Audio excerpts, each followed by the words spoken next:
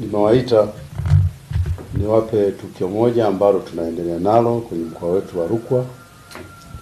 Hili ni tukio la mauaji lililosababisha sasa tuwakamate mkuu wa shule pamoja na walinzi wawili wa shule ambapo wanatuhumiwa kumuua mwanafunzi wa kidato cha 4 shule ya sekondari Kagwa anayeitwa Novatus Mgeni mwenye miaka 15.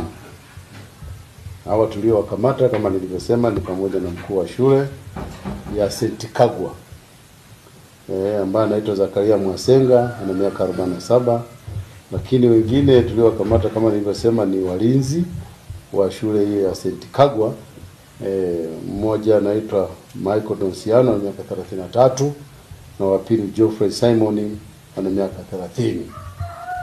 Hawa ni kwamba tarehe 23 mwezi wa 3 2025 majira ya saa 8 usiku watuhumiwa hawa waliwashambulia wanafunzi watatu kwa kuwapiga na waya wa umeme, na hii ilitokana na kuwatuhumu wale wanafunzi ambao wote ni wa shule ya sekondari Kagwa kwamba waliruka ukuta wakaingia kwenye shule ya sekondari St. Kagwa, na kwamba baada ya kuingia kwenye shule hiyo waliingia kwenye mabweni ya wasichana.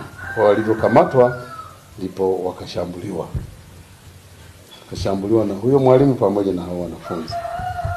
Basi wanafunzi hao baada ya kuwa wameshambuliwa walifikishwa kituo cha Sumbawanga, kituo cha polisi Sumbawanga, na hatimaye hospitali ya rufaa Sumbawanga kwa ajili ya matibabu.